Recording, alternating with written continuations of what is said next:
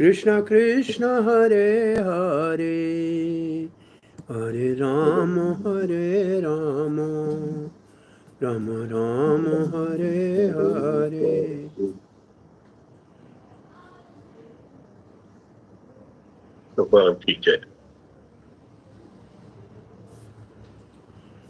So, how can I share screen? Here, walaga.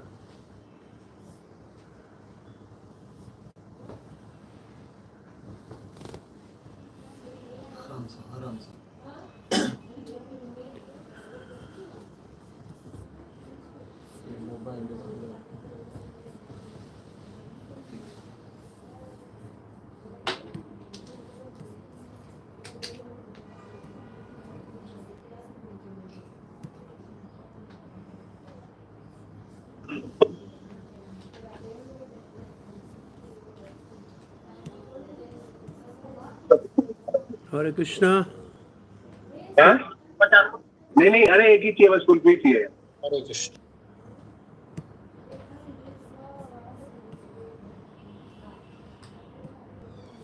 So, there's no screen sharing. Is there a screen share? No. It is. Yes, Prabhu, you have shared the screen. Okay, but I'm not seeing the screen. So, my computer has a problem? No, Prabhu, I don't think so. We can see your screen, Prabhu. Krishna Balaram and your Apple computer, Okay. yes. I need this. I need this. Now it's okay. Hare Krishna. Recording in progress.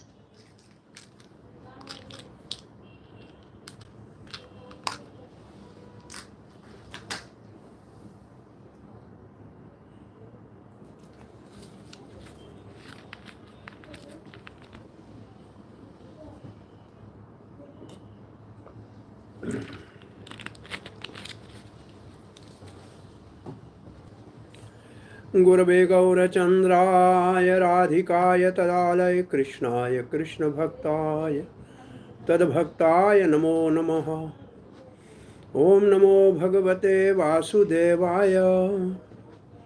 Om Namo Bhagavate Vasudevaya. Om Namo Bhagavate Vasudevaya. Narayanam Namaskrityam Naram Chaiva Narottamam Devim Saraswatim Vyasam Tato Jayam Mudiraye Nashtaprayeshu Abhadreshu Nityam Bhagavat Sevaya Bhagavati Uttama Shlokir Bhaktir Bhavati Naishtaki Krishnaya Vasudevaya Devaki Nandanaya Cha Nanda Gopa Kumaraya Govindaya Namo Namaha. Jai Shri Krishna Chaitanya Prabhu Nityananda Sri Advaita Gadadhara Shivasadi Gaura Bhakta Vrinda. Hare Krishna Krishna Krishna Hare Hare Hare Ram Ram Ram Hare Hare. Welcome dear devotees for continuity of our Bhakti Vedanta study of 8th canto of Srimad Bhagvatam. 8th canto of Srimad Bhagvatam describe mainly which topic of Srimad Bhagavatam? Yes, Ekanta? Manvantara. What is the another name for Manvantara? Manvantara Atha. Atha means Manvantara are. Anybody can share what is Manvantara Atha? Withdrawal of cosmic creations. Cosmic creation, not exactly.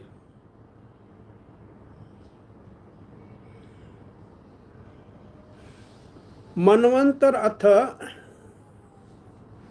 Sadharam Sthapna. Sadharam Sthapna. Each Manu established a special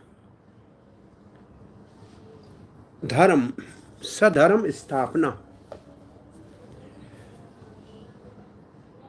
And in principle,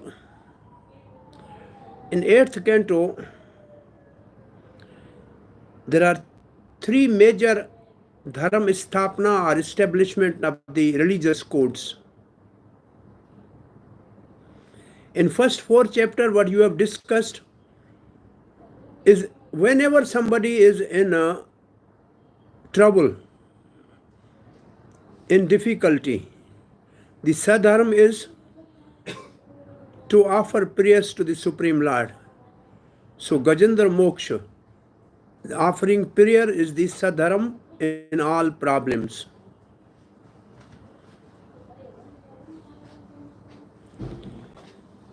Swayam Manu established the tapasya as a swadharma, austerity as a swadharma. Oh, sorry, not swadharma, sadharma. Satadharma. Satadharma Sthapna. Sadharma Sthapna. Now, the Manu which we are going to discuss, the 5th Manu and 6th Manu, and we will see they established the Rama Vaikunta for the people easily approach to the Supreme Lord. They on the request of Rama Devi for the pleasure of the demigods, the Vaikunta is established within the material world, Rama Vaikunta. And then by the 6th Manu, there is a churning of the milk ocean, which is major subject which we will discuss. And in this churning of the milk ocean, the Sadharma Sthapna is charity. When Krishna is providing everything, helping all the ways, then you have to give it away. Everything has to be distributed. So that is called, when you have all the facilities provided by the Supreme Lord, then the sadharma is always be charitable. And in the last section, in the Bali Maharaj's pastime, the sadharma is always, when you give promise, please fulfill that promise, even if God cheats or even the spiritual master forbid. But you still stick to your promise. That is Sadharma Sthapna during the Bali Maharaj time.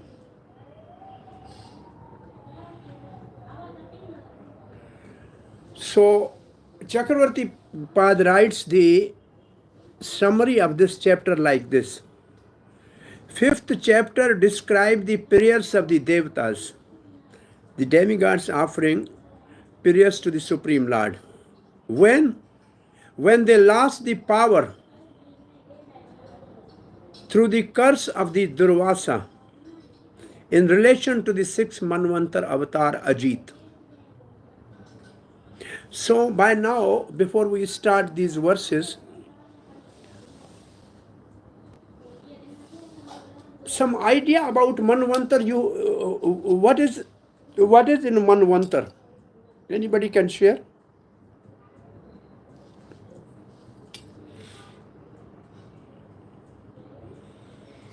What is Manvantar, by the way?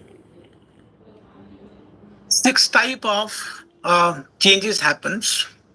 One that Manu changes, then Indra changes, demigod changes, Manu Putra changes, and the Lord incarnation changes, and also Rishis, Sat Rishi changes. This is what I understand about Manvantar. In each Manvantar, there are 6 personalities ruling. 6 personalities ruling, as you say, in each Manvantar. And each Manvantar, in one day of Brahma, which is called Kalpa, there are 14 Manvantara. By now, the 7th Manu is ruling. So Manu is a ruler of the planet. He is a president of the planet. In each Manvantar, there is a one incarnation of the Supreme Lord called Manvantar Avatar. So that Manvantar Avatar select one person who is suitable and qualified for the post of Indra. Then he select the 7 rishis to establish the Dharma in next cycle of 4 yuga. Because in Manvantar there are 72 times 4 yugas changes. So every time when the 4 yuga changes, again the new dharma has to be established, and that is the business of the 7 sages, 7 rishis. So 7 rishis, they re-establish the principle of religion when the cycle of yuga changes. They give guidelines to the humanity, and then they also select one person as Indra. One person as a Manu. And then Manu has his son which help in administration. And then there are the special devatas which are after Indra is the man selected by them. So this is in each Manvantar the things change. Mainly the Indra change, 7 rishis change, Manu changes. Because Manu changes, then Manu's sons change. So in this way, these are the changes in each Manvantar. All right. So now, in our 5th chapter, the first 10 verses describe the Revat and Chakshus Manvantar, means Manvantar number 5 and 6. It means you have completed 4 Manvantar right now. Up till 4th chapter, you have discussed 4 Manus. Is it right? Anybody can enumerate those 4 Manus? Number 1 is Swayambhu Manu, yes. Then 2nd, 3rd, and 4th. And a 4th Manu's time. Sorochi, sir. Huh? No, which is the second? Sorochi, sir. Sarocha. Third? Tamasa. No. Tamasa is 4. So Uttama. Uttama. So Swayambhu Manu, then Shrocha, then Uttam, and then Tamas. And in Tamas. which Manu's time there is a pastime of Gajendra?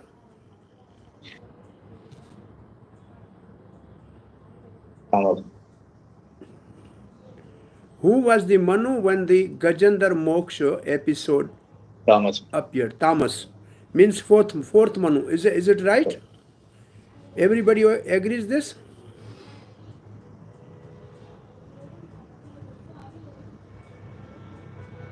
Yes, Prabhu, that's right. Okay.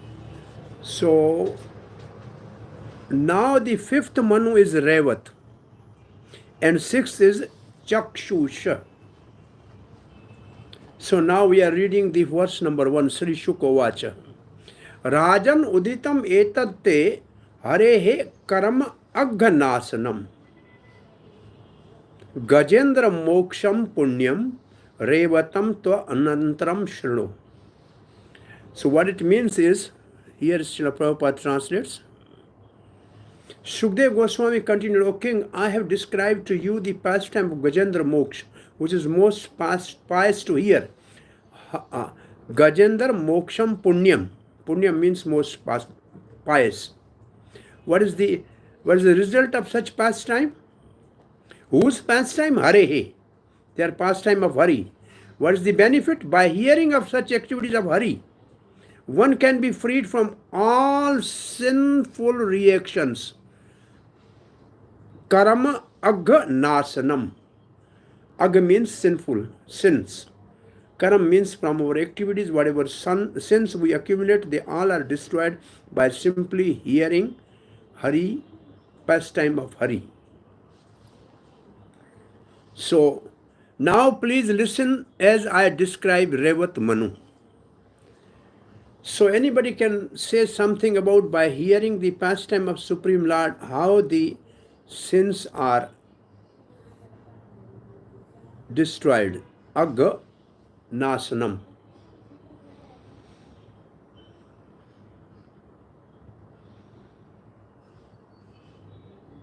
By hearing pastime of Lord Hari, all the sinful reactions are finished, destroyed. The heart transformation take place, and because of the transformation, one's tendency towards karma and vikam just goes off. One gets fixed up in the akarma, only bhakti. And once someone is fixed up in bhakti, then automatically, because of the result of bhakti, the first result of the bhakti is that all the aghas are derooted, uprooted totally.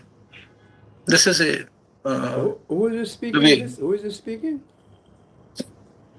Asit Das Prabhu. Oh, Ashit Prabhu. Okay. Ashit No. Prabhu is saying by hearing Krishna Katha,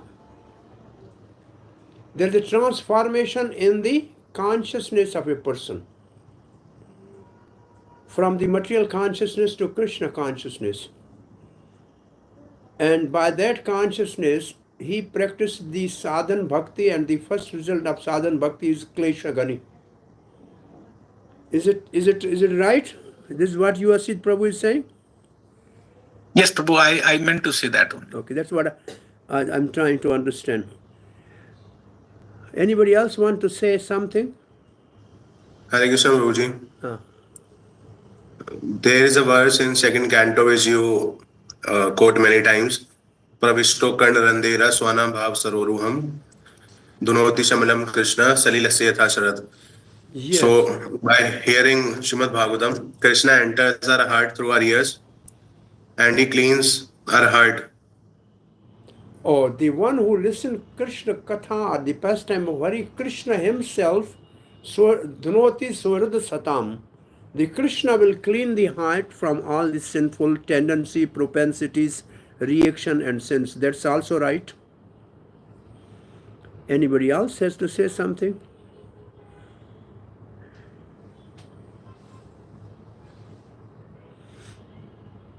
By hearing Krishna Katha, anybody else want to add something? I'm just giving you something that you can look on your own. Canto 10, chapter 7, verse number 1 and 2.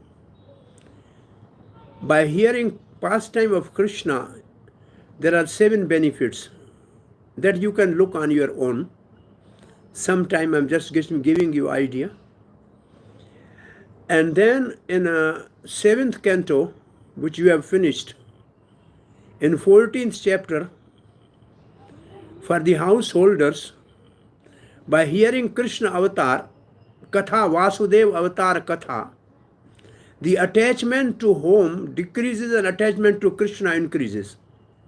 Because all the sinful activities are because of our involvement in the family duties and family responsibility as a Kutamba Bharanam. The Kutamba Bharanam is the main reason for our sinful activities. And by hearing Krishna Katha, our attachment to Krishna increases and reciprocally our attachment to the family which is cause of our contamination decreases. This is what Narad is teaching to the Yudhishthira Maharaj. Is it right? Asidji? This is the 14th chapter, 3rd verse. Yesterday I was discussing this somewhere. Yes, Prabhu, that's right. That's right. So there are now, we have at least 3-4 answers that how by hearing Krishna Katha there is a benefit. Anybody found this verse 10, 7, 1 and 2?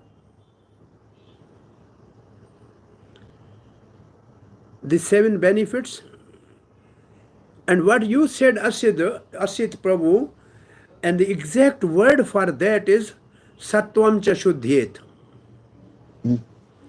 The existence is purified. Hearing Krishna Katha, hearing the pastime of Supreme Lord will purify the existence. Sattvam cha Shuddhyet. In this verse you see, the 5th benefit is Sattvam cha Shuddhyet. 6th is the Hare Bhakto. And 7th is Tada Purushu Sakhyam. Can you find this verse? Everybody found that verse? Adhbhut, you got it? Yes. So you gave talk on that in Mauritius, remember? Oh, anyway, I spoke 6 days on the once and seven, among 7 days of Bhagavad Katha. I only spoke 6 days on this verse. The benefit of hearing Bhagavatam, particularly Krishna Katha. Sattvam cha Shuddhyet. And what is Sattvam, by the way? The Sattvam cha Shuddhyet is at 2 places in Bhagavatam. What is the other places where we have this Sattvam cha Shuddhyet? Canto 5, chapter 5. Somebody remember Sattvam cha Shuddhyet, very famous verse. Yes. Tapo divyam putraka yena sattvam cha shuddhyet. Yeah, that is the Sattvam cha Shuddhit. And here also is in this verse 10:7 is Sattvam cha. What is Sattvam, by the way? Anybody can discuss Sattvam. Sattvam cha Shuddhit. Our existence is purified. So what is the existence?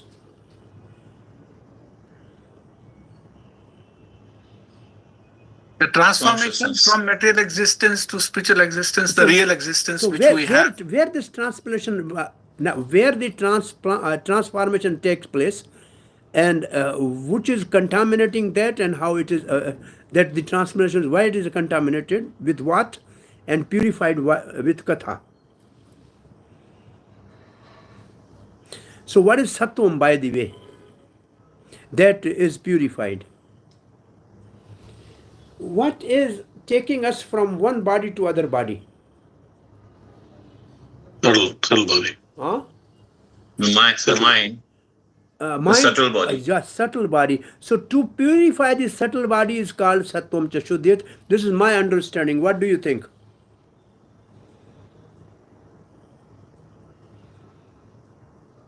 That seems right, Prabhu. That's right. So I discussed for days that this subtle body has four parts: the consciousness, the mind, the intelligence, and false ego. So they are contaminated by what? Material desires, Material desire arising from? material connection. Material connections are?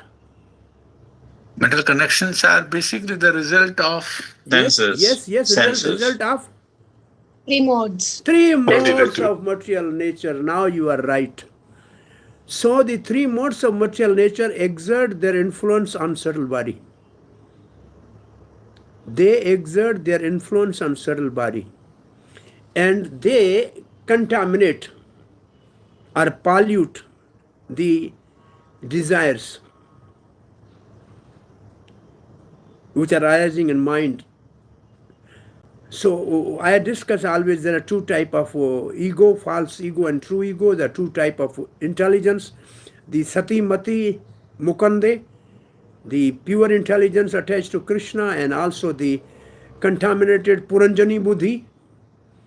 Then mind is of two type: the mind attached to the material enjoyment and mind free from the material enjoyment and is focused on Krishna's lotus feet. Similarly, polluted consciousness and Krishna consciousness. So this is the Sattvam cha Shuddhit. And the next result is Hara Bhakti. Then we will actually, the Hari Bhakti awakens. And what is the result of Hari Bhakti? Tad Purusha Sakhyam. Then you will really have a friendship with the devotees. After Bhakti, you see the seventh benefit of this hearing Krishna Katha. Is it okay? Now Sattvam is clear, how it is contaminated and how it is purified. Is it clear, everything? Anybody has some doubt or some suggestion?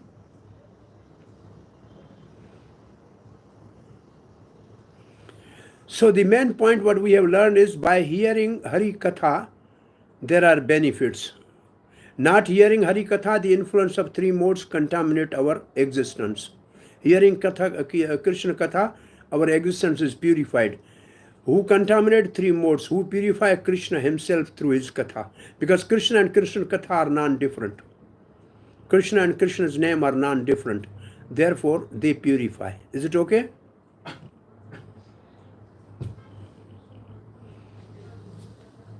Is it okay for everybody? Should we continue? Yes, sir. Go to the next verse.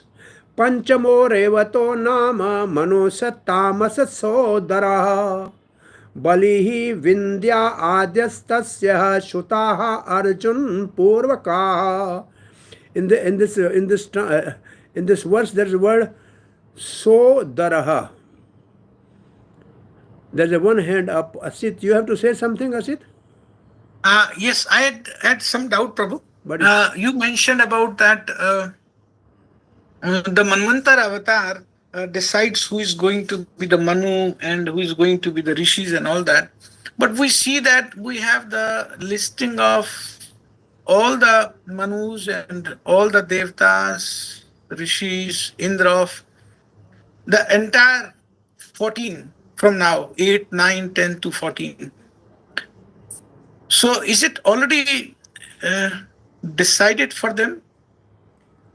I think for one kalpa, maybe the ultimately the selection is by the Manvantar avatar. It is not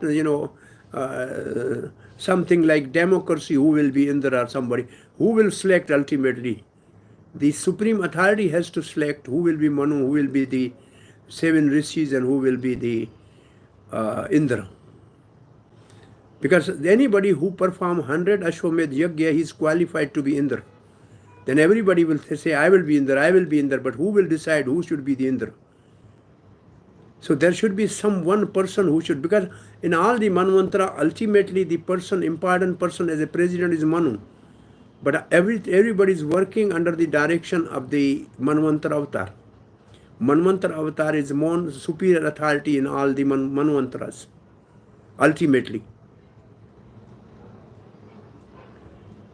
Is it okay? Yes, Prabhu, it's okay. Neelamani Prabhu, you have to say something? Prabhu, just another follow-up question or clarification. Manu is also Vishnu Tattva avatar, right? No, not Manu Vishnu Tattva. No? No. This is what we were debating in the previous canto. Manu is not a jiva though. Manu is also... No, Manu is not avatar. Manu is jiva. Manvantar avatar is kala or ansha. Where Manu is not Vishnu Tattva as far as my knowledge goes. Prabhuji, Manvantara avatar is a Vishnu avatar during the reign of the Manu. Yeah, in each Manu's time there is a Manvantara avatar, that is Vishnu Tattva. I see.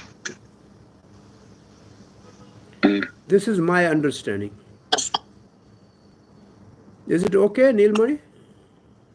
Yeah. In the last section we were studying, I think we were having this debate, and the teacher was saying that, per her understanding, if you have qualified this, he cannot be Vishnu Tattva, but he can be, you can say, a Shakti Avesh avatar.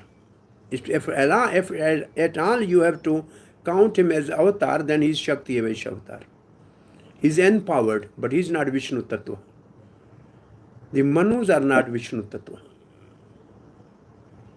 My understanding is this. If you can find some reference, then we can enlighten one another, no problem. Okay. So the word Sodhar is there. I want just to learn this word Sodra. What is the meaning of word Sodra? The brother. Sa Udar. Sodhar, you divide the word, it becomes Sa Udar. Sa From the means same mother. Same mother, you are right. Udar means abdomen, Damodar. So one who is born from the same mother, it means brother. Sodar means brother in Sanskrit. Sodar means brother. Born of the same mother. This is born from the same belly, womb. Sodar. And there is another word, Sohird. Living in the same heart. So Sohird and Sodar. So this Manu Revat is brother of Tamas. So this Revat Manu is brother of Tamas. And he has his son by name by Bali, Vindhya, Arjun. This is very simple, just words. So brother of Tamas Manu, Sodra, was 5th Manu named Revat. His sons were headed by Arjun, Bali and Vindhya. What is the word here? What is the other word? Oh, his sons were headed by this. Okay. Now we are going to the next verse. Verse 3. Vibhu Indraha Suraganaha Rajan Bhutaryadayaha Hiranya Roma Vedashraha Urdhva Odhavabhava adhya dvejaha. Dvejaha means rishis, Brahmans. And Vibhu Indra, the name of the Indra was Vibhu. O king, the million of Revat Manu, the king of heaven was known as Vibhu. Among the demigod were the Bhutatriyas, and among the 7 Brahmans who occupied the 7 planets are Hiranyaroma, Vedashra, and Bahu.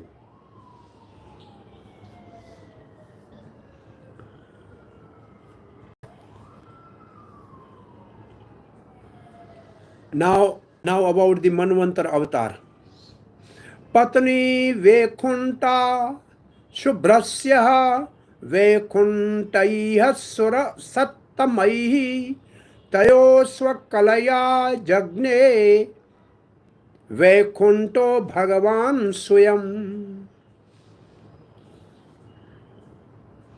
From the combination of Shubhra, his wife, and Vekunta, there appeared the Supreme Personality of God, Vekunta, along with demigod who were his personal plenary expansions. So demigods are personal plenary expansions of Manvantar avatar Vekunta.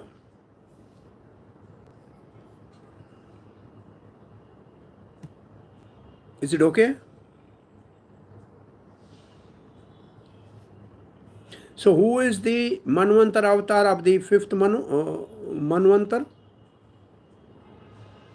Vaikuntha. So what is Sadharma Sthapana Vaikuntha has done? This was the next verse will describe, I hope.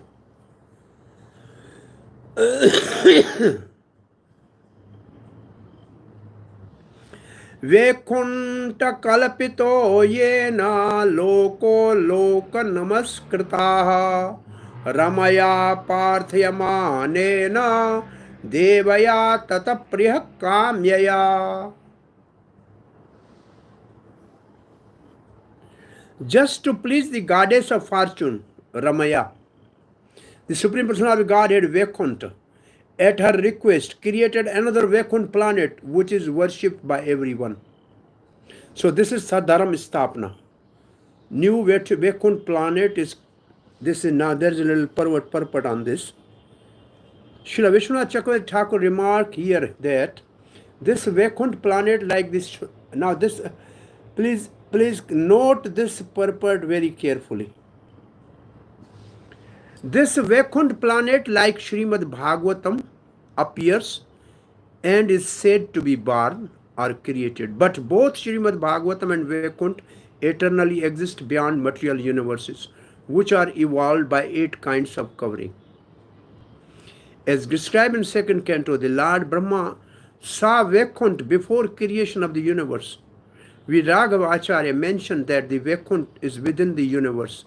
It is situated above the mountain known as Loka mountain. This planet is worshipped by everyone. Now here is Vishwanath Chakravarti's purport. Just as Lord appearance is called birth, so the appearance of Lord's abode is called creating the planet. It is not material creation, since the Lord and his abode are both eternal. They are described similarly with the intention of saying that they are eternal. Karma Sandarbha says, this Vaikuntha planet of the son of Vaikuntha is the same as the original Vaikuntha beyond the 8 covering of the universe seen by Brahma, before he created the living entities as described in the 2nd canto. Anybody has any discussion on this point about this Vaikuntha? Where is this Vaikuntha? Anybody want to share about this Vaikuntha anything? Hare Krishna. Yes. Because Sarvabhauma Prabhu and all the devotees. I only heard that from this episode in the 3rd canto when 4 Kumaras came to the doors of Vaikuntha, it is said that they came to the doors of this Vaikuntha, which is within the our universe. I heard this opinion. Okay. Anybody else just want to say something? It is said What is the relationship between this Vaikuntha, Prabhu, and Karya Vaikuntha, And and the planet of Dhruva Maharaj? this is called Swet Deep Vaikuntha. That's same Vaikuntha actually. Now, anybody want here to say something? Let us hear from everybody what is the idea. It's mentioned that it's above Loka mountain. Loka mountain. Where is that mountain? We have in 5th canto discussed Loka mountain. That's what I think. It is in this material world, yes.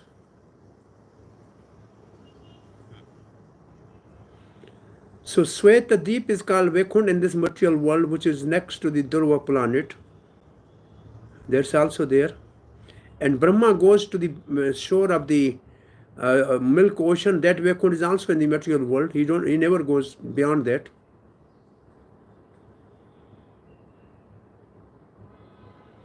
So this Vaikuntha is spiritual but is in material world. It is very easy to understand. Like Vrindavan is in a material world, but it is not a material planet. It is actually whole spiritual world descending down. It's like that. Second thing which main point Srila Prabhupada is writing, Bhagavatam appearing and disappearing. So planets are also appearing and disappearing. Lord is also appearing and disappearing. It doesn't mean that when he appears, he is born, and when disappear, he is dead. So planet when disappear is created, when disappear is destroyed. It's not like that. Bhagavatam, when it is manifested by Vyasadeva, it doesn't mean that before there was no Bhagavatam. Bhagavatam is eternal because Lord is eternal. Sometimes it appears and sometimes it disappears. As we know, Bhagavad Gita, it was disappeared. It was given to sun god, then it disappeared and then again reappeared to Arjuna. But it is there. So they are eternal. Whereas this Vaikuntha planet, as Ekanta is saying, the 4 Kumaras even could not enter the 7th gate of the Vaikuntha. They reached up till 7th gate only. That is also okay. I heard that. Anyway, it is better to make our full conviction about where is Lokalok mountain, where this Vaikuntha is there. Okay, here is, I think we have read the purport. Now we are going to verse number 6.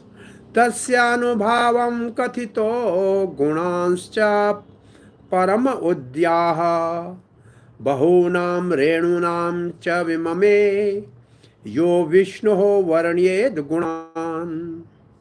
Oh, some hand is up. Yes, Asid, you have to say something? Yeah, Prabhu, I just wanted to have a clarification from you. So should we take it that we have 2 Vaikunthas here now? One Vaikuntha is there which is in Shvedvip and one which is referred here in this verse. Should we conclude like that? Why can't we say both are at one place? Find out Lokalok mountain may be next to the Dhruvalok. Found that out. I think there cannot be 2. That same is Sweddeep. Yeah, but then one is which is already there because it's a place of Shirodakshay Vishnu. So it's not on the request of Lakshmi that the Manvantar avatar is creating something. It is already there. Is in the material world? Am I not audible, Prabhu? Am I clear? Is this in material world? No. What I'm saying is that already Shirodakshay Vishnu is there. But where is Shirodakshay Vishnu's planet? Shirodakshay Vishnu's planet, the position is near Dhruvalok. Okay. Now what I'm saying is that in this verse specifically it is mentioned that just to please the goddess of fortune. Yeah, it's a new creation. It's a new creation. In one of the Manvantar Ekadashi is manifested. So these are the new creation, but they are always there. They appear and disappear, you can say, but they are eternal. That is one way to say. So what you are asking now is there is a one Kheer Sagar, a milk ocean near to the Dhruv planet that is called Sweta Deep. And there is another Vaikuntha called Rama Vaikuntha near on the Lokalok mountain, which was created by Vaikuntha in a 5th Manvantar on the request of Rama Devi. Is that what Yeah, you're yeah, saying? yeah. Yeah, this is my question, Prabhu. Okay. What do you want to say, Advait Prabhu? Loka mountain is at the edge of the universe. Beyond that, the sunlight doesn't go. And Dhruva Lok is in the center of the universe because everything rotates around Dhruva. So So, it appears geographically their position is separate, so there are two. Okay. I think it's not question. I think what is we read Lokalok mountain as at the edge of the universe, and the Dhruva Lok is center of the universe, so they cannot be at one place. So there is a one Swet Deep which is near Dhruva Lok, and there is a another Vaikuntha created on the request of Rama Devi, which is at Lokalok mountain. Yes. Is it okay?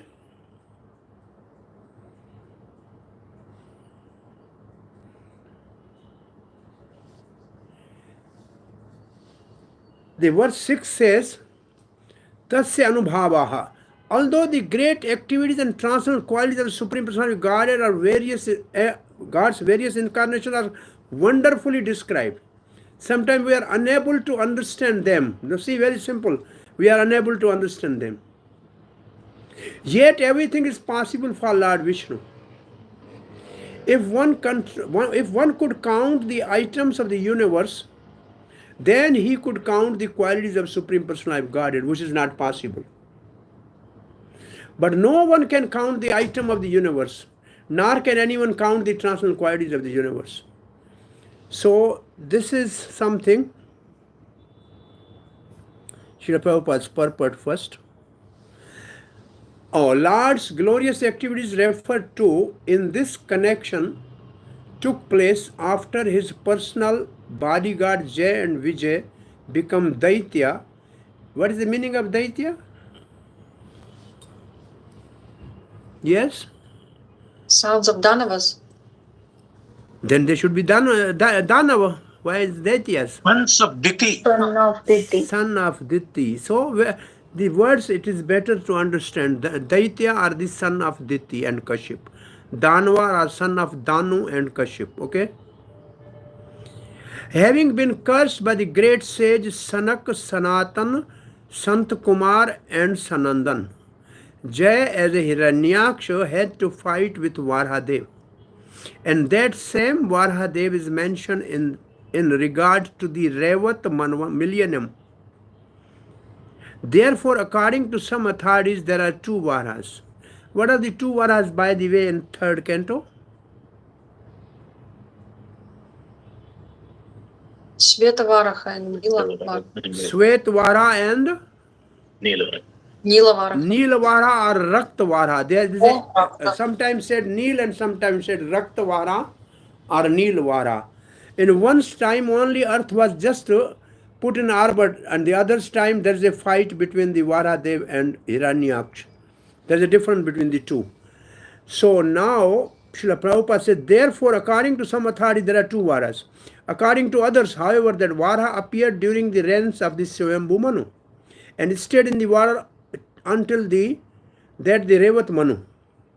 Some may doubt that this could be possible, but the answer is that everything is possible. If one could count the items within the universe, one could count the qualities of Lord Vishnu. But the atoms of the universe are impossible for anyone to count, and similarly, one cannot count the transcendental qualities of the Lord. In some other verses you can refer to where there is a description of counting the item of the earth. It is impossible, and counting the something related to Vishnu or something other is also impossible. Some other references anybody has?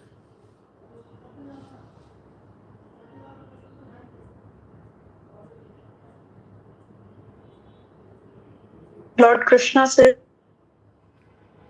to Maharaj Muchukund Janma Karma Vidhanani Santi Minga Sahasrasha. Muchukund told Sri Krishna this thing. Who's telling? It is from the 10th canto. Yes. Anybody has this verse exactly? It says something like that. And there is also one verse, Rajo bhi samasankhyata. One cannot count the particles of earth. So similarly, nobody can count the qualities of Lord, which are unlimited. Yes. Okay. So Muchkund told this to Krishna. I think Krishna.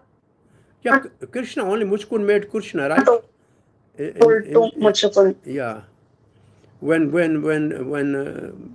wanting to kill the Kala Yavan, he wanted Kala Yavan to be killed by Muchkund. If there's a verse there, I don't remember. If you remember, this is good. Is it okay for everybody? Something else? Everywhere else you have seen? Anywhere else you have seen?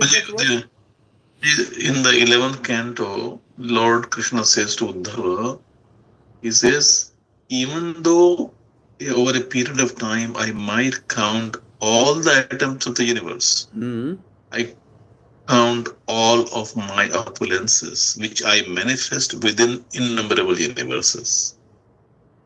Lord is saying, I cannot count my opulences. Okay, so how can anybody else can count? But he said, even if I can count the atom, but I cannot count my opulences. Okay, so somebody else has said for something else about similar thing?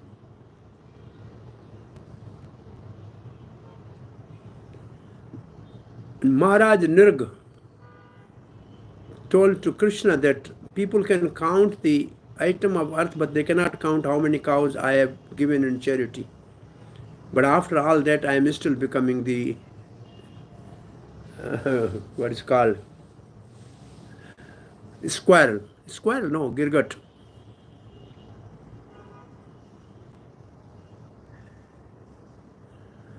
Okay. So Chakravarti writes, Vaikuntha was described in 3rd canto. Its qualities are such things as fondness for Vedas and Brahmanas. Kathita Trityaha Skande Guna Brahmanyaha Avedayaha. This Vaikuntha.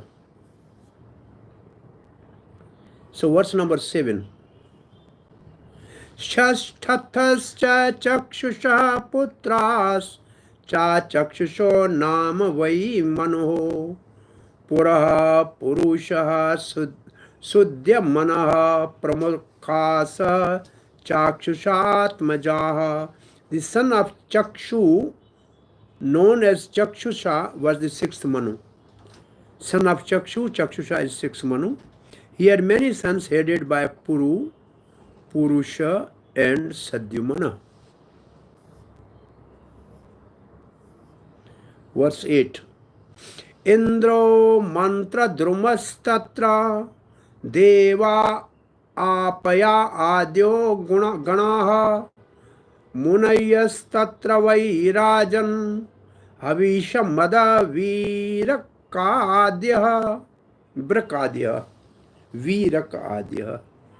During the reigns of the Chakshus Manu, the king of the heaven was known as Mantra Druma. Among the demigods were Apayas, and among the great sages were Havishman and Vrika. Verse number 9. Tatrapi deva sambhutayam vairajya asyaha bhavat sutaha ajito nama bhagavan ansena jagatapatihi. In the 6th Manvantar, millennium, Lord Vishnu, the master of the universe, appeared in his partial expansion. He was begotten by Vairaja in the womb of his wife Deva Sambhuti, and his name was Ajit. So this is the 6th Manvantar avatar by name Ajit. And the whole pastime of churning the milk ocean is in the time of Ajit.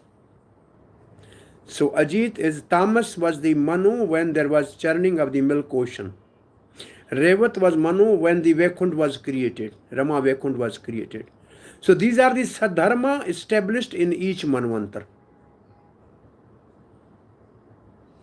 See, 5th Manu's time, the sadharma is Vaikuntha was available easily to the people in this material world. And now the 6th Manu, he is establishing the sadharma of churning milk ocean. From that we have so many ratan, or the gems came. And the all gems are distributed among the different personalities. And Amrit is one of that.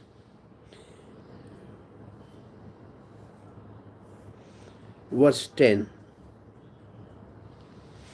Payodhim yena niramatya suranam sadhita shuddha brahmano ambasi dhritta kurma rupena mandraha. Payo means milk, and payo adhim, milk ocean. Yena nirmatya, which was churned. Suranam, for the demigods. Cha adhita shuddha. Shuddha means nectar, to give them nectar. Brahmano ambasi dhritaha. Brahmano ambasi. Brahmano, moving here and there. Brahman means moving. Ambasi in the water, actually it's not water, in the milk ocean. Dhriti was staying. Kurma Rupen in the form of tortoise, the another incarnation in this Manvantar. Mandraha, the mountain known as Mandra, was actually Brahmanta. It was moving here and there within the milk ocean. So by churning the ocean of milk, Ajit produced nectar for demigods in the form of tortoise. He moved here and there, carrying on his back the great mountain known as Mandra. Now, here is next section, verse 11 to 14. Parikshit Maharaj requests. So, Prabhuji, yes, discussing. This goes to speak about Samundar Manthan pastime. Now, what is your question? Yes. Prabhuji, the name of the Kurma avatar is Ajita. Is that how it is? Name of the Manvantar avatar is Ajit. So that's the same as Kurma, right? Or is Kurma is different? No, Kurma is another incarnation in that Manvantar, it appears.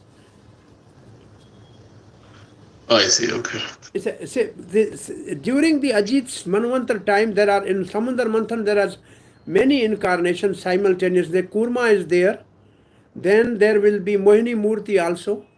Then there will be Dhanvantri who will bring the nectar. So there are a couple of incarnations in this episode.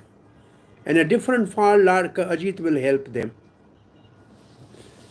They may be all incarnation of Ajit, but they I don't exactly say like that. I see. So the churning of the ocean, Ajit produced nectar for the demigods. Yes. So churning was done by Kurma, right? And on top of it, Mandra was there, and then pulling and pushing up the Mandra. So Ajit is the main Supreme Lord who advised for this churning, for getting the nectar, because he is the main person who gave this suggestion to the demigods that you produce nectar by this method, and I will give that nectar to you, and that by that you will again regain your lost opulences. So therefore Ajit is the chief person of this whole episode, because he gave the inspiration and suggestion to the demigods for this purpose, and then he helped all the way through, because he's the head of the Manvantar, so he is the primary person, though many incarnations also are within this episode. Is it okay? And then Yes, Swami. And the churning happened of the ocean of milk, right? Right. It was. I see. The milk ocean was churned, and the oshadis, the herbs, were put in that ocean by Jamvant. There's some herbs were put in that, and then the churning started. The whole episode will, I think, all through we will see in this section till chapter 15. Thank you, Swami. I think from 5 to 15. It's going to be 11. How many? 5 to 15 is 11 chapters, right? There is a milk ocean churning, and then the next 9 chapter is Bali Maharaj, and the last 1 chapter is Matsya Avatar. In this way, the 8th canto has first 4 Gajendra Moksha, next 11 churning of the milk ocean, the next 9 is Bali Maharaj's pastime and Vaman Dev incarnation, and the last one is Matsya Avatar and promise of Satyavrta of protecting the Matsya, and the Matsya Avatar spoke to the Satyavrta, and that Satyavrta is our Manu now. The Vivasvat Manu is same Satyavrta who heard from Matsya Avatar, Matsya Puran. So verse number 11 through 14, Parikshit Maharaj requests Sukdev Goswami to speak about Samundar Manthan pastime, the churning of the milk ocean pastime. I think my screen of the computer is shaking. It may go sometime. So somebody else should be ready to show the screen, because you all have this material, right? Yes, Prabhuji. So verse number 11, 12. Sri Rajo Uvacha Yatha Bhagavata Brahman Mathitaha Kshira Sagara Yadartham Va Yatascha Adrim Dadhara Ammocharatmana Yathamratam Surtihi Praptam Kimcha Nyadabhavat Tataha Etad Bhagavat Karma Vadasya Parama Adhbhutam.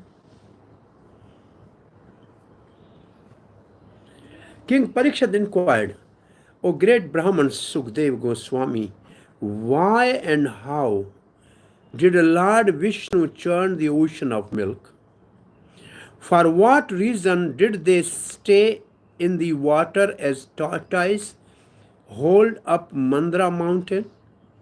How did the demigod obtain the nectar, and what other things were produced from the churning of the ocean? So find out the 4 questions here. In this verse there are 4 questions, right? You can mention in your book, maybe you can write 1, 2, 3, 4. There are 4 questions asked by Parikshit Maharaj.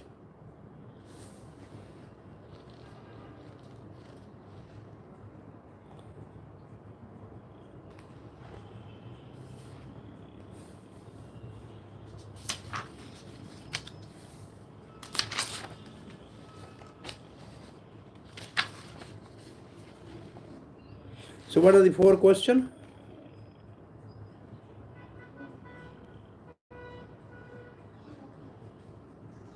Why and how did Lord Vishnu churn the milk ocean? Why did he stay in the water as a tortoise and hold up Mandra mountain?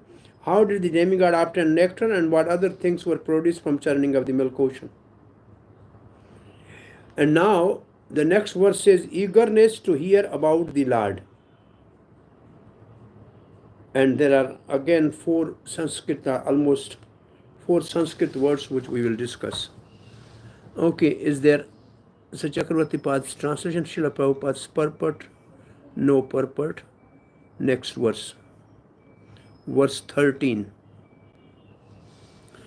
Tvaya sankatyamanena mahimana satvatam patehe Nati tripayati me chittam suchiram tapatapitam. My heart, which is disturbed by the 3 miserable conditions of material life, is not yet satiated with hearing you describe the glorious activities of Lord, the Supreme Personality of Godhead, who is the master of the devotees. Chakravarti Pad's purport, which is on the screen, can somebody read?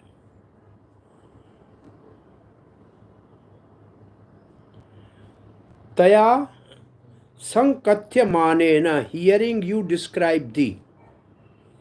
Mahimanam satvatam pati, glories of the master of the devotees. Natripyat me chittam, my heart is not fully satiated. Suchiram tap tapitam, being long disturbed by the three miseries. So these are the 4 words in this verse. My heart long disturbed by 3 modes of miserable conditions of the material life is not yet satiated with hearing you describe the glorious activities of Lord, who is master of the devotees. So which is the word master of the devotees, by the way? Somebody can say? Sattvatam-pati. Sattvatam-pati. Sattvatam. Sattvatam means devotee.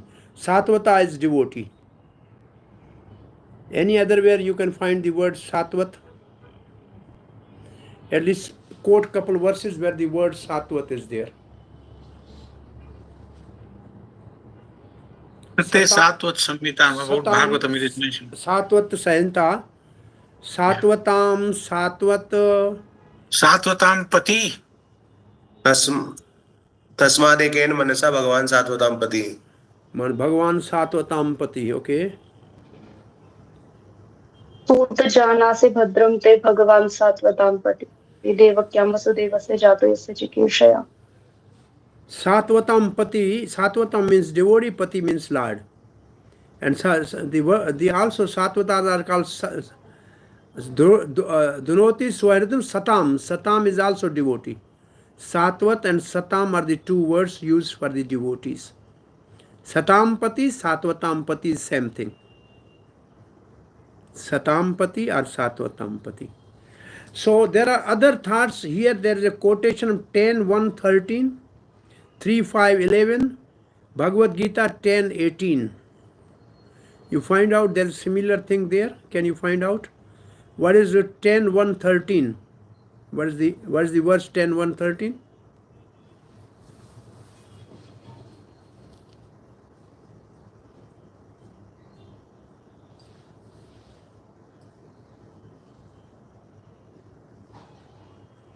Is something similar? You found something?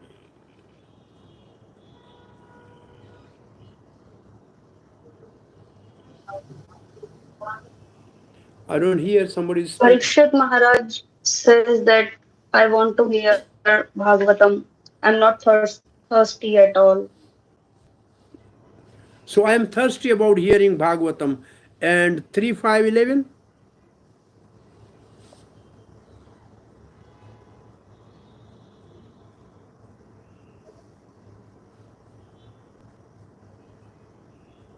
Eagerness. Who in human society can be satisfied without hearing sufficient talk of the Lord, whose lotus feet are the sum total of all places of pilgrimage, and who is worshipped by great sages and devotees. Such topics can cut off one's bondage to family affection simply by entering the holes of one's ears.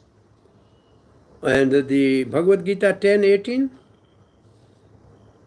O Janardhan, again please describe in detail the mystic power of your opulences.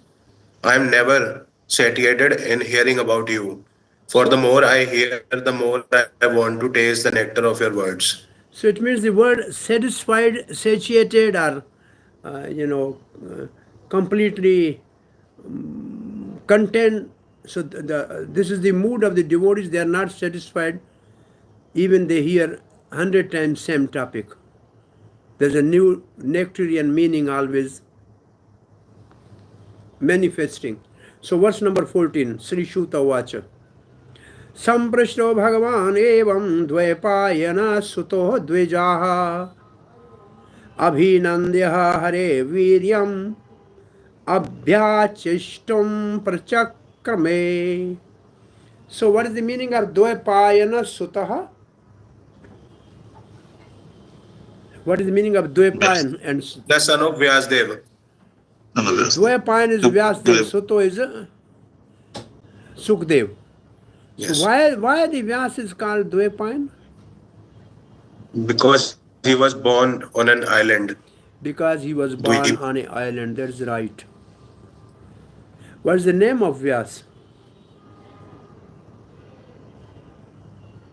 Dvaipayana Vyas. Krishna Dvaipayana Vyas. Krishna Dvaipayan. Why is it called Krishna? Because he was Krishna in color. His color was like dark, so he's called Krishna. Dvaipayan because he was born on an island. And Vyas because he elaborated on Vedas. Vyas and Samas are the two words. Samas means in short, Vyas means in elaboration. So when somebody describes in detail somebody, it is called Vyas. When somebody says something in very short, it's called Samas. So Vyas is a person who elaborate upon the Vedic literature. And this person who was elaborating, his name was Krishna Dvaipayan. So again, like Indra is a post, Vyas is a post.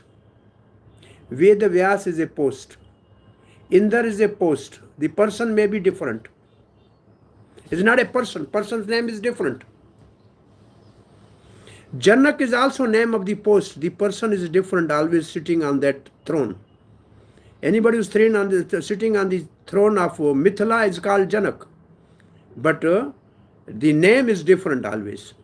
So Vyas also name differs, but the person sits on that seat is called Vyas, Katha Vyas. So Vyas is name of seat. Indra is name of the seat, person changes. Right? Sri Shuta Goswami said, O learned Brahmanas, Dveja, assembled here at the name of Sharanya.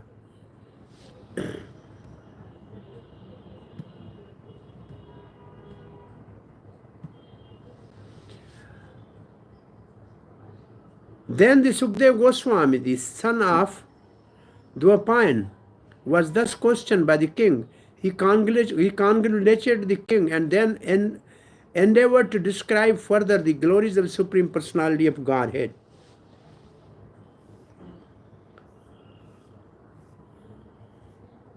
Verse number? Okay, now this section from 15 to 20 defeated Devatas approach Brahma for help. Defeated demigods approach Brahma for help. This is the third section, 15 to verse 20. Sri Shuka Vacha Yada Yudhe Ashurai Deva Badhyamanaha Shita Yudhai Gata Savo Nipatita No atishtaram smah bhurisha yada durvasa sapena saindra lokastrayo nirpa niha shrekas bhavas tatra nesho ijjadyah kriyaha. What is the meaning of ijja?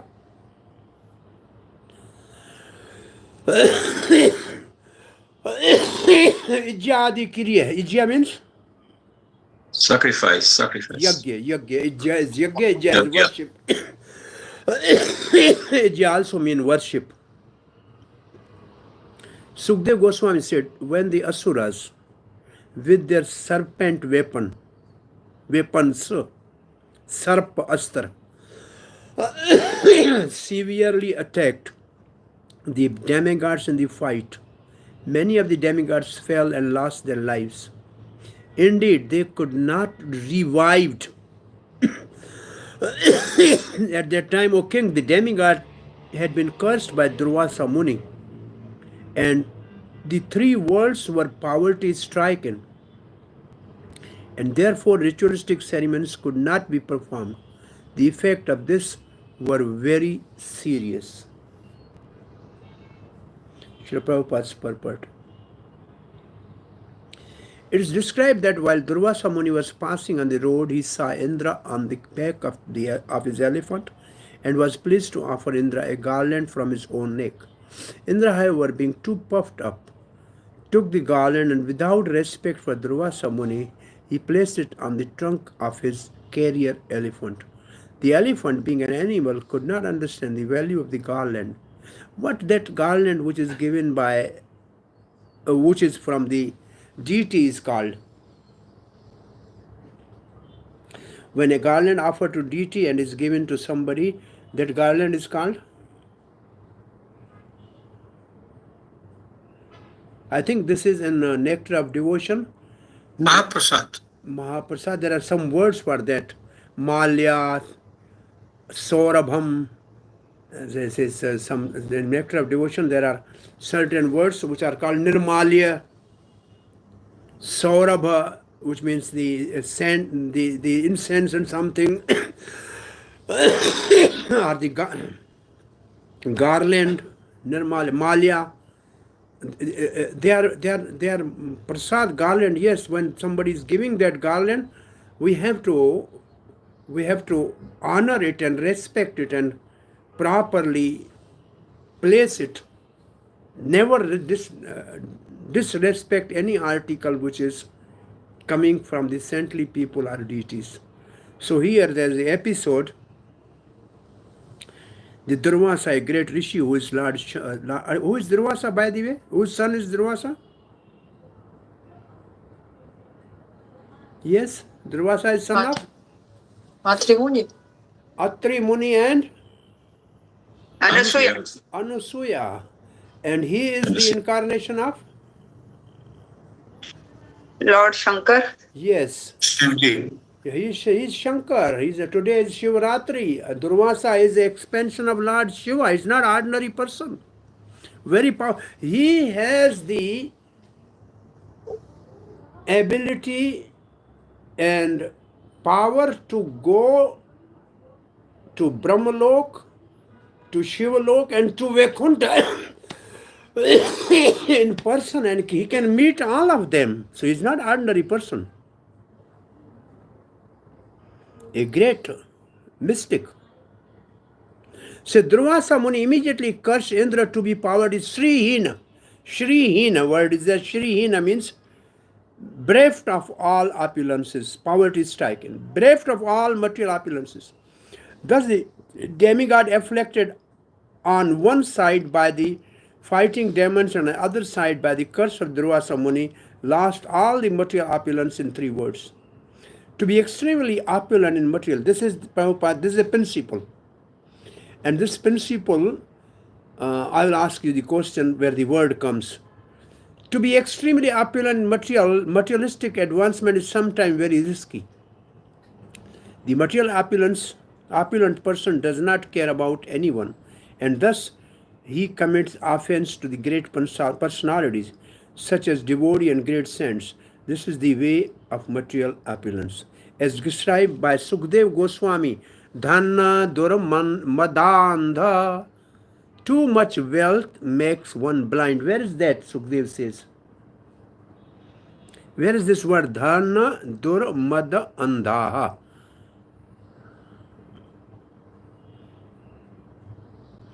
This happens even to Indra in his heavenly kingdom, and what to speak of others in this material world. When one is materially opulent, he does not learn to be sober and well behaved towards Vaishnava and saintly person, otherwise he will fall down. So where is this word Dhanna Mada Andha?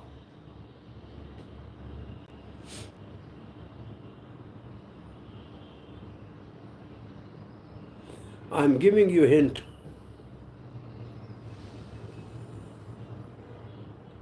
There are 4 types of intoxication. What are the 4 types of intoxication? This is what Kunti Maharani says.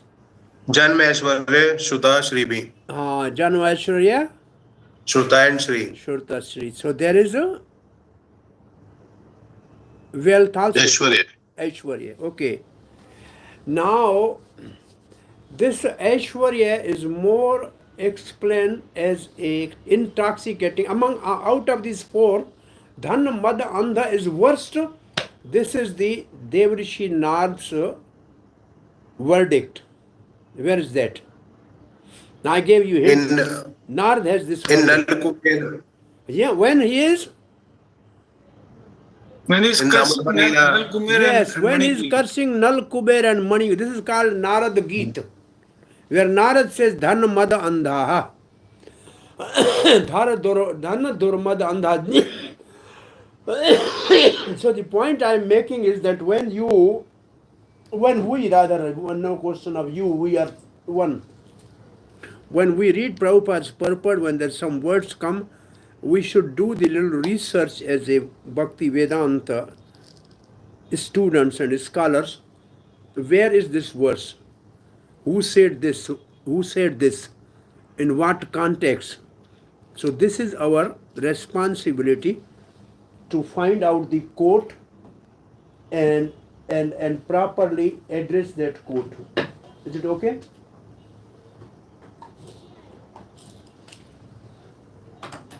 Is that all right?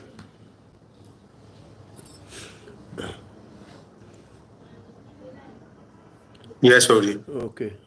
It was first time I heard, Prabhuji, Janma, Aishwarya, Shuta, Shri are 4 types of intoxicants. Yeah, these are the 4 type of intoxication. This is Narada Muni says these are the 4 intoxication, and among the 4, the Dhan Manda Andha is the worst. And then he said, what is the treatment of that? Anybody remember what is the treatment of this? Daridra.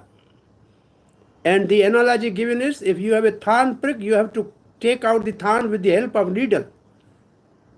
So thorn is taken out by another thorn. So this intoxication of the wealth is treated by poverty. Daridra Anjanam. This is called Narad Geet. Where Narad is speaking, couple verses there is called Narad Geet. Where he says there are 4 opulence, these 4 opulence are 4 intoxication, and the worth is Dharma Andha, and then his treatment is this. And then he writes there the difficulties of those who are opulent. The one is that they never respect the saintly people. And then he says those who are poor, they always get the saintly people and give them respect, whatever is there. They are very respectful to the saintly people. So he writes there something that why these saintly people are because they are intoxicated, they never respect saintly people. So they never get sadhu sangha. So this is a Nal Kuber and Mani Kriv episode. This portion Narad is speaking. I think sometime when you are using this word, take some time and read couple things there. You will find actually the disadvantages of more material opulences. Some other place I can tell you where there are disadvantages of material opulences. You have done that in 6th canto, chapter 11, verse number 23 and 4. Anyone remember what I am referring to?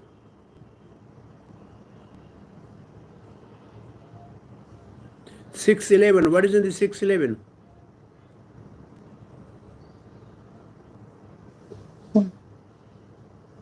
Vritrasur. Vritrasur, the transcendental qualities, is a chapter. And the verse says, Vritrasur is saying, our Lord, Sankrishna never gives opulence to his pure devotees, because by that opulence one will have 7 things. You find out those 7 things. One is Madha, Kali, Vyasanam, Priyasam, Udvega. You find 7 disadvantages there of opulences which Lord never gives to his own people. You remember this? These are teaching of Balaram. Sometime I speak on Balaram Purinam, teaching of Balaram, or teaching of any guru who is in line of parampara. Trivargya Antakam. There's a one verse like that.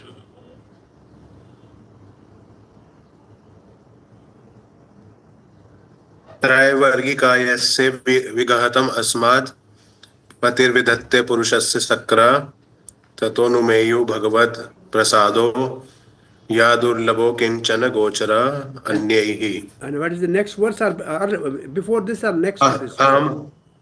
Aham haretab padekamulam dasanudas. No. Before that, it means before that. Before that, pumsam kilekan tadiyam sokanam ya sampado divi bhumo rasayam narati yadvesh udveg adhir mada kalir vyasanam samprayasaha. These are the 7 things that just you read. He never give the opulence of the 3 words to his pure devotees because they give rise to all these things. Is it okay? Yes, it says enmity, anxiety, mental agitation, pride, and belligerence. Right. Yeah.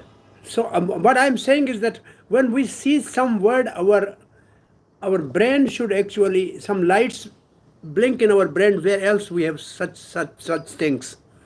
This is what Srila Prabhupada's actually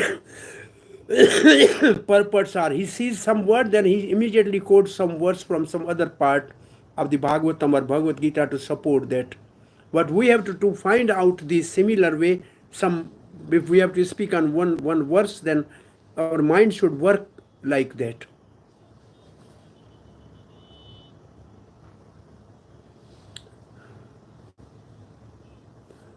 Okay, next verse number 18, 17 and 18. Nishamay tadasuragana mahendra varunadyaha madhya gachan suyam mantraira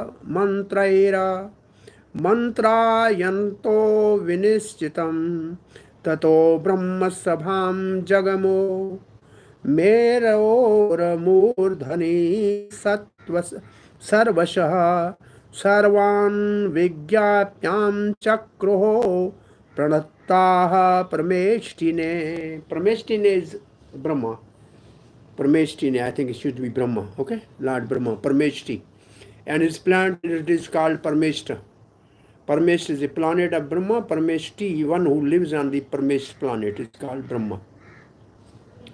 So Lord Indra, Varuna, and the other demigods, seeing their lives in such a state of poverty, is not poverty here, what it means we have seen already, consulted among themselves, but they could not find any solution.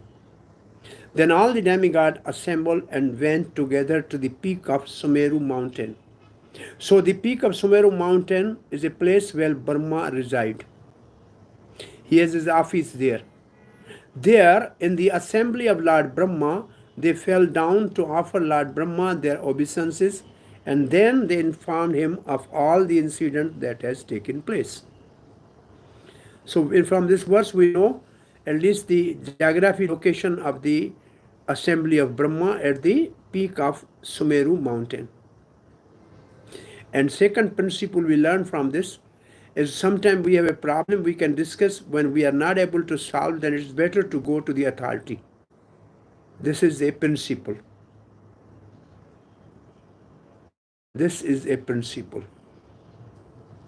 And Srila Prabhupada has one purport in 3rd canto, I think I was recently teaching, where exactly the first thing was this, that when you have no solution, better to approach the authority. Like Arjun, when he was in a indecisive position, he approached Krishna.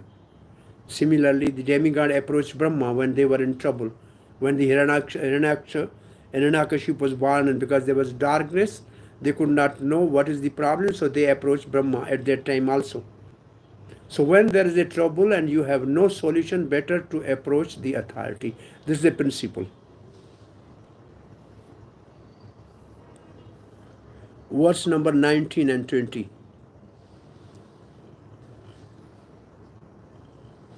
Savilokendraha vayadim Nihasatvam vigatta prabham lokan amangala priyam asuram ayatha vibho samahitena manasa samsmaran purusham param uvacho utaphulavadano devanasa bhagavan paraha.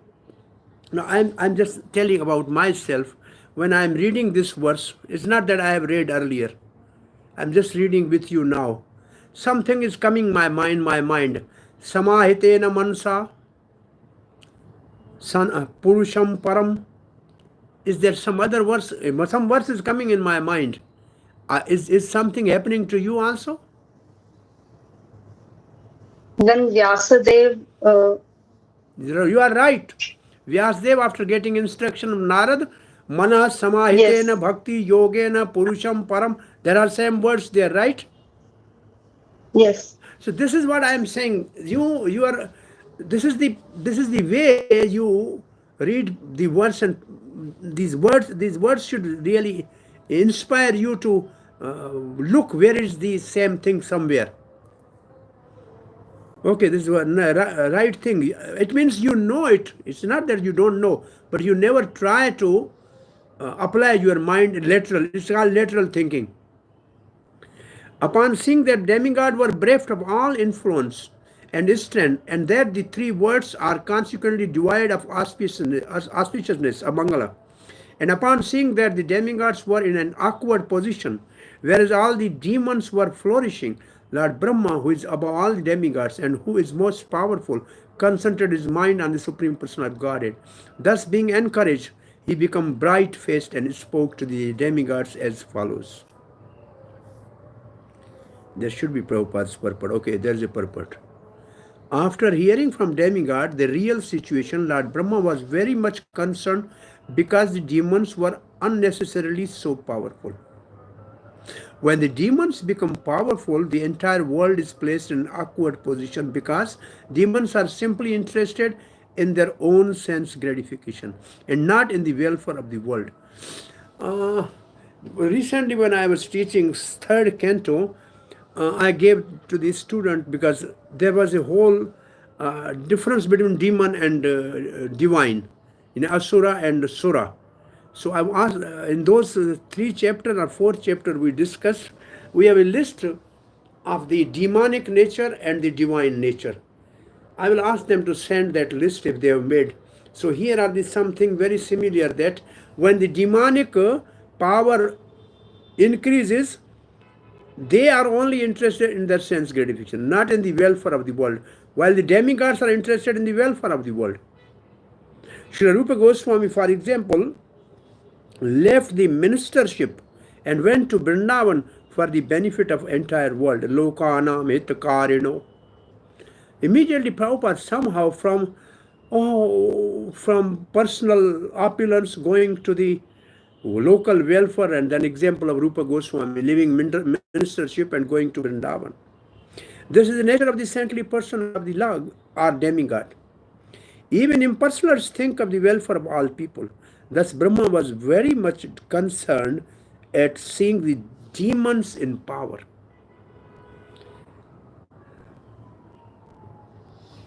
Brahma saw that demons are opposite to what they should be, ayatha. They had more power. So Brahma was concerned. Verse 21. So 21 to 24, Brahma suggests to take shelter of Vishnu. We have 25 verses today to complete. I think we in a time will complete. Okay? Verse 24. Aham bhavo yuyam atho asuradyo manushyaha triyagaha drummaha grammaha jatayaha yasyaha avatara amsa kala visarajita vrajam sarave sharanam tama avyayam. Lord Brahma said, I, Lord Shiva, all other demigods, the demons, the living entities born of perspiration, The living entity is born from eggs, the trees, the plants sprouting from the earth, and the living entity is born from embryo. These are the 4 type of birth living entity take place. They are called Andaja, Shvetaja, Udbhuja, and what is the 4th word? Jara. So Jarayuja. You put these 4 words, at least you know this as a Bhakti Vedant in the original Sanskrit, these words. The first here is the living entity is born from perspiration. They are called Swedaj. Sweda in Ayurveda is, it's called stem bath, which give rise to perspiration. Swed means perspiration. So Swedaj. The living born from egg is called Andaj, number 2. Number 3, those who are sprouting from the earth, trees called Udbhuj. Udbhuja. And the last one is Jarayuja.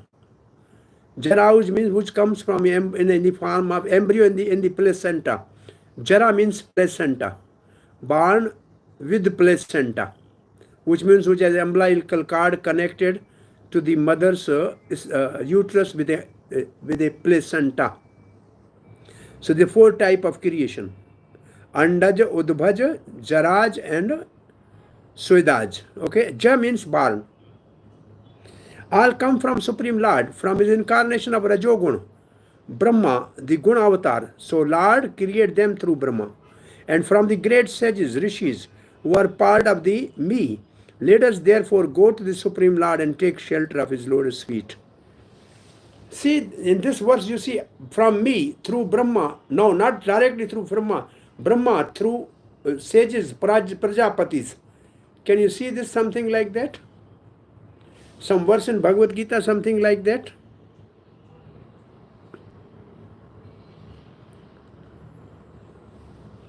Is it Maharshaya Saptapurve? Yeah, this is 10th chapter of Bhagavad Gita. Chatvaro Manvasa. Yes. Maharshaya Saptapurve Chatvaro Manavastata Madhava Manasa Jata Yesham Loka Ima Praja. So Prajapati, Manus, Kumaras, they are all born from me. Some creatures are born from embryos, some are from perspiration, some from seeds. Seed is called Udbhuj. In this way, all living entities emanate from the Guna avatar of Supreme Person of Godhead, which is Brahma. Ultimately, Supreme Person of Godhead is the shelter of all living entities.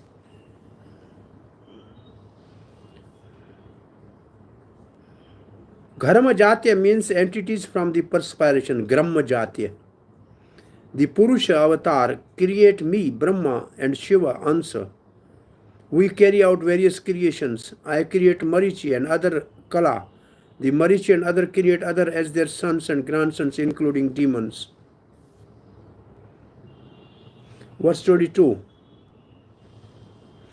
Na yasyaha vadhayo nacha rakshinayo nopekshaniya adhraniyaha pakshaha tathapi sargasthiti sanyamaratam dadhe rajasatvam tamasansi kale.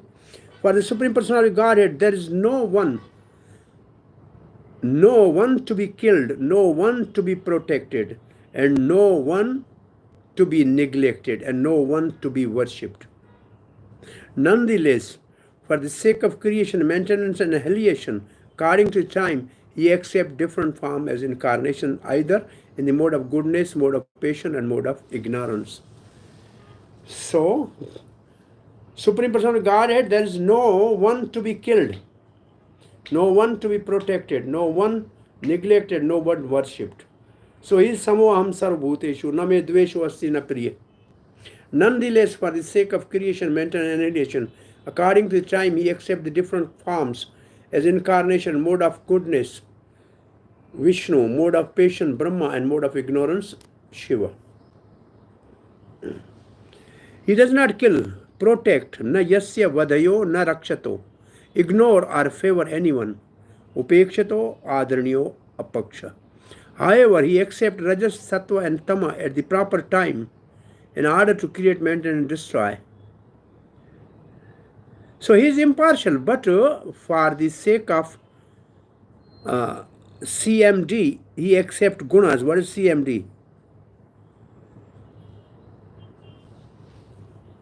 Creation, maintenance and Creation, destruction. maintenance, destruction.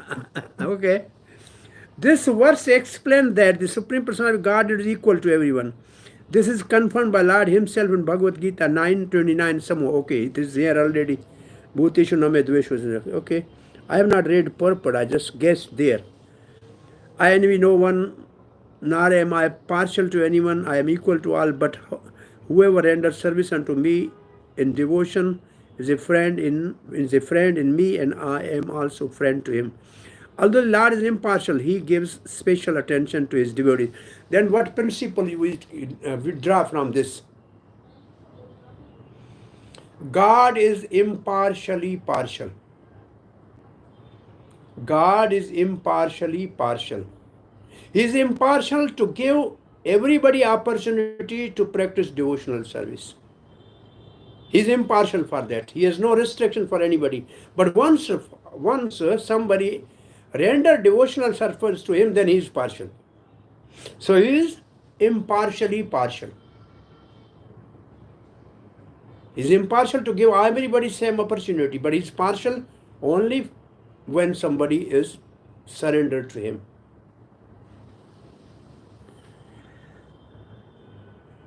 Therefore, the Lord says in the Bhagavad Gita 4:8, Paritranaya sadhunam vinashaya dushkartam dharam sansthapanarthaya samabhavaya yogi.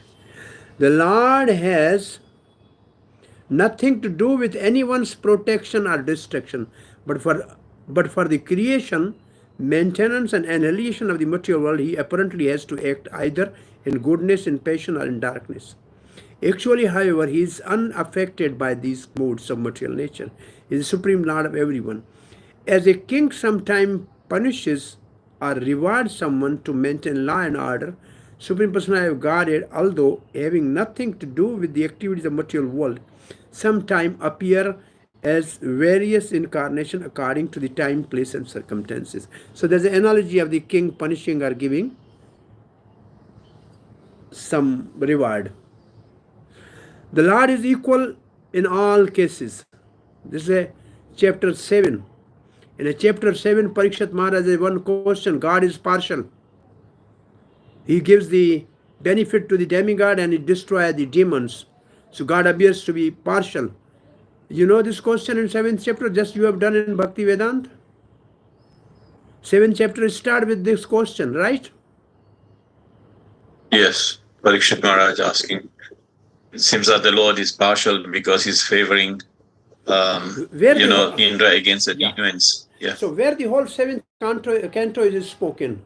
Where? Place? Indra Suya Yagya.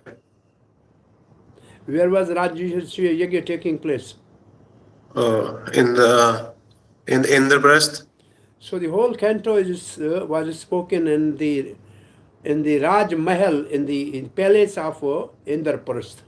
And who is the main speaker? Mataji? Narad Muni. Narad Muni. Rishi Narad. And who is the one who asked the question?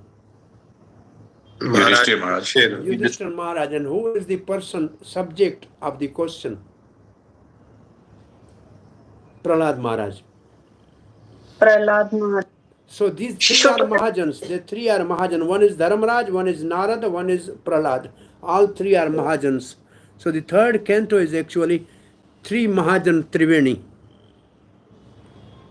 It is in the palace of Hastinapur, Indraprasth. And what is the answer given by the Sukdev that God is not partial, he is impartial? What example is given there? Anybody remember that?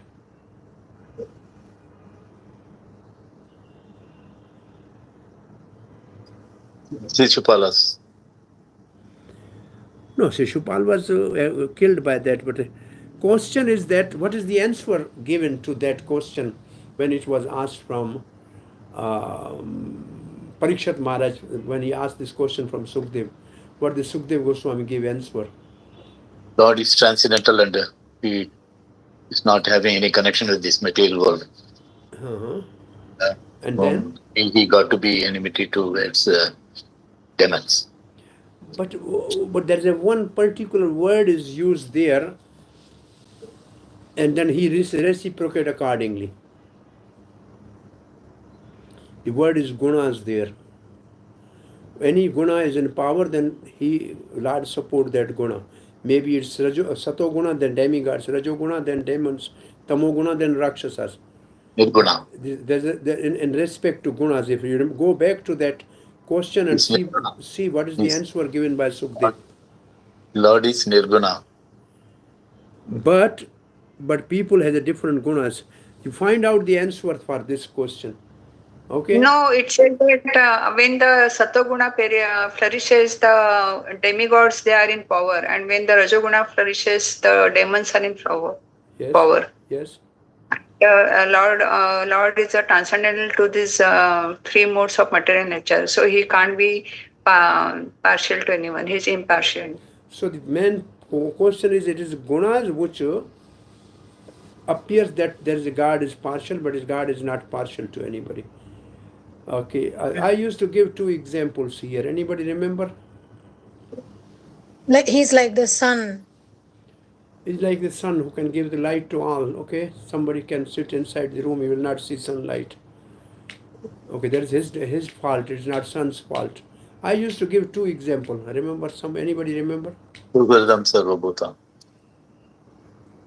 I'm common example I used to give just to say God is not partial, but it is the living entity himself. Because of his karma, it appears that is favored or is disfavored.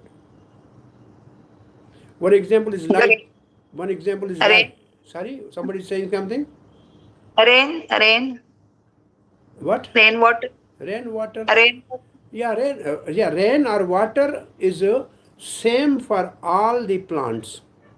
When water is going to the field, it's same water. But some mango becomes sweet, some lemon become little sour, and the bit say what is called Karela. What is Karela? Bitter gourd, something like that. Is very bitter. Is water responsible for that? Water is same, but they have a difference because they have a different seed.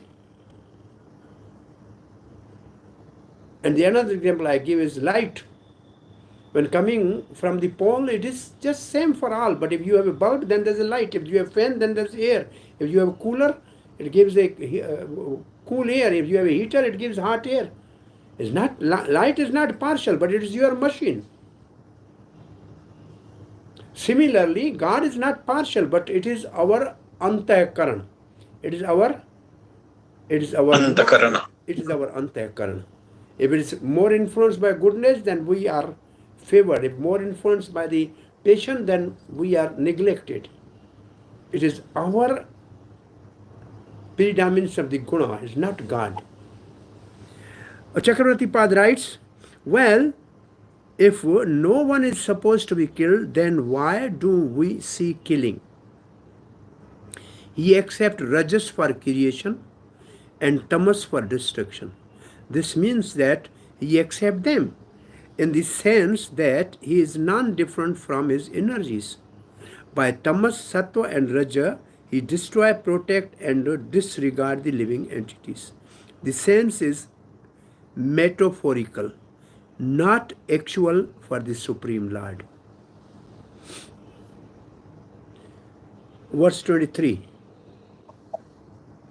Ayam chatasya sthiti palanakshanah sattvam jushanasya bhavaya dehinam tasmad vrajamah sharanam jagat gurum swanam sanodhasya sisham sura priyaha.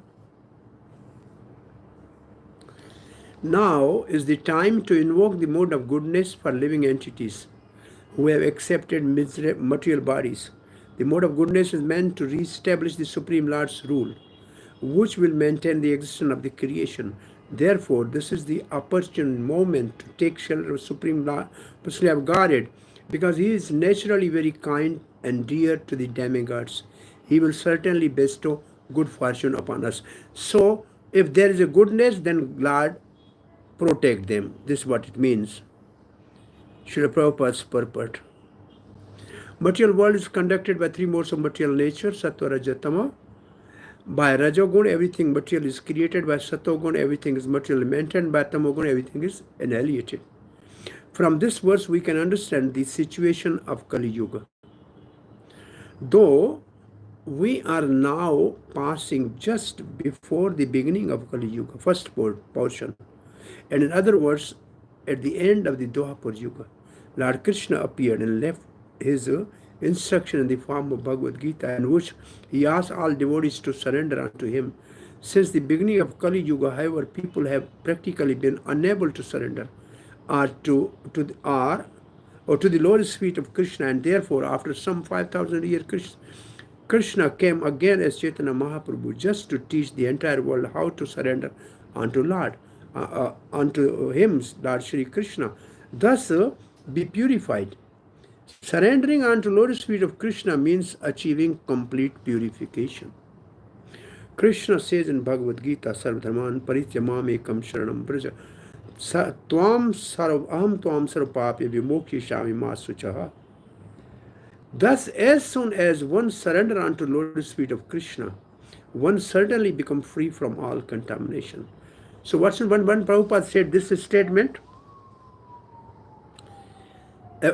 This statement he said is,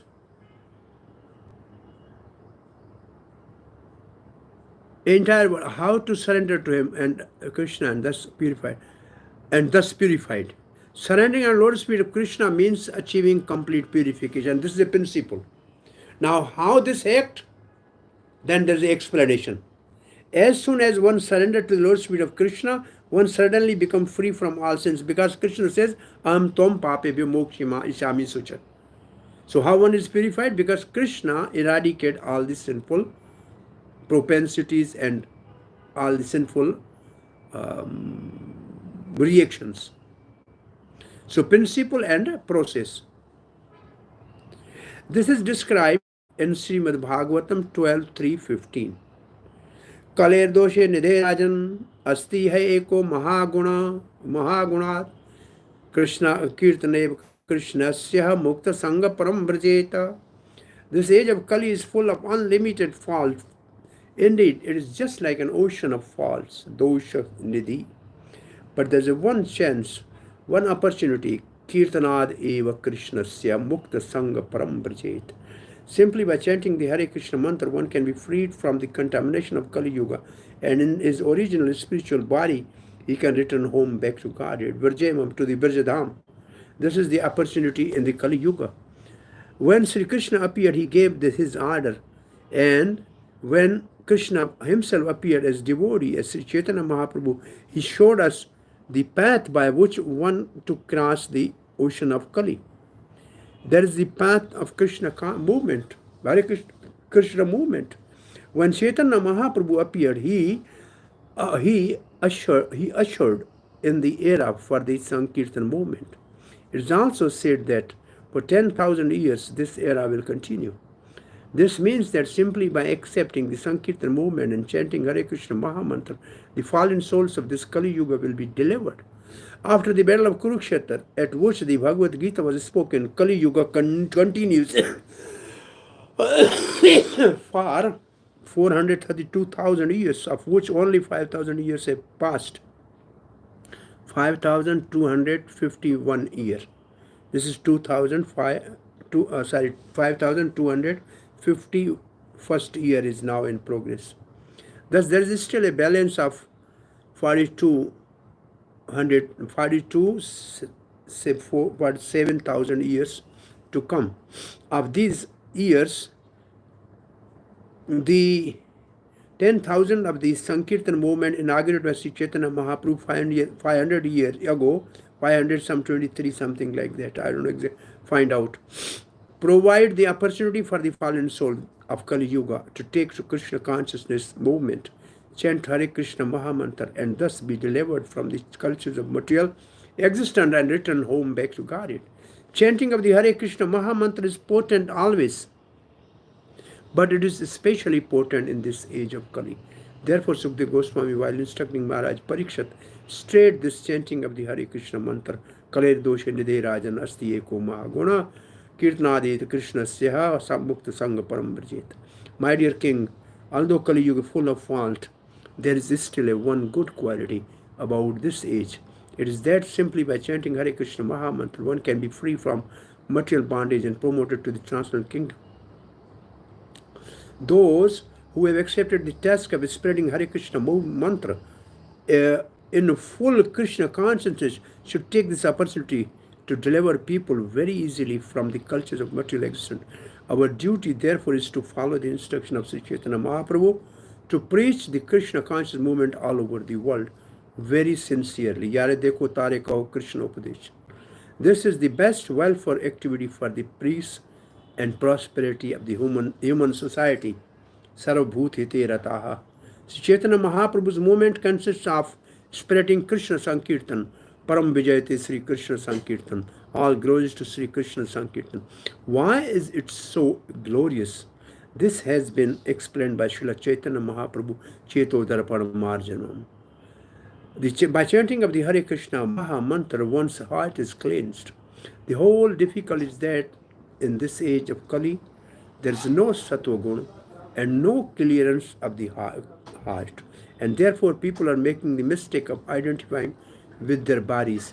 Even the big philosophers and scientists with whom we deal are practically all under the impression that they are either bodies, they are their bodies, or the other day we were discussing a prominent philosopher, Thomas Huxley, who was proud of being an Englishman. This means that he was in a bodily conception of life. Everything we find this same misunderstanding. As soon as one is in bodily conception of life, one is nothing but an animal like a cat or a dog. Saeva go kharaha. Thus, the most dangerous of dirty things within our heart is the misidentification of body as the self. So note this point, most dirty thing. Under the influence of this misunderstanding, one thinks, I am this body, I am an Englishman, I am an Indian, I am an American, I am a Hindu, I am a Muslim. This misconception is the strongest impediment and it must be removed. That is the instruction of Bhagavad Gita and Sri Chaitanya Mahaprabhu. Indeed, Bhagavad Gita begins with this instruction, Deino asmin yatadi, komaram yovanam jatata dhyantra prapta tiras tatra namoyati. Although the soul is within the body, nevertheless, because of the misunderstanding and animal propensities, one accepts this body as the self. Chaitanya Mahaprabhu therefore says, Cheto Darpan Marjanam. To cleanse the core of the heart, which is full of misunderstanding, is possible only through Sri Krishna Sankirtan. The leaders of Krishna conscious movement should very seriously take this opportunity to be kind to the fallen souls by delivering them from the misunderstanding of material life. One cannot be happy in any way within this material world, as stated in Bhagavad Gita, Abrambhuvna lokaha punaravartino Arjuna. Therefore, not to speak of going to the moon, even if one is promoted to the highest planetary system, Brahmalok, there cannot be any happiness in this material world. If one actually wants happiness, one must go to the spiritual world. The material world is characterized by struggle for existence, and survival of the fittest is a well-known principle, but the poor souls of this material world do not know what is survival and who is fit. Survival does not mean that one should die. Survival means that one should not die, but should enjoy an everlasting blissful life of knowledge. This is survival. This Krishna conscious movement is meant to make every person fit for survival. Indeed, it is meant to stop the struggle for existence. Srimad Bhagavatam and Bhagavad Gita give definite direction on how to stop the struggle for existence. and how to survive in eternal life. The Sankirtan movement, therefore, is the greatest opportunity. Simply by hearing Bhagavad Gita and chanting Hare Krishna Maha Mantra, one becomes completely purified. My computer screen is gone. Hare Krishna. But we can see it. Can see it. Yeah, you can see, I cannot see, so you can read now. Please read. First, the struggle for existence ceases, and one goes back home to God. Okay. That's Now, there are, how many verses are left? I think our time Here, our time. 23, 24 next. So 24 and 5 will be tomorrow. I think I have to go in some program now. I am in a different country and different situation and different time zone also. Is it okay? Thank you, Prabhuji. We'll meet tomorrow. Krishna so desire. All right? Okay, Prabhu. Hare Krishna. We are Hare Krishna, Prabhuji, Hare Tava Krishna. Pranam. We are 2 verses Recording short of stopped. Somebody can send me the question bank also if you have already received. Yes, Prabhuji. Okay, I think, is it okay? 2 verses we are short. Thank you, Prabhuji. Okay, thank you, Prabhuji. Hare Krishna. See you tomorrow. Hari Bol.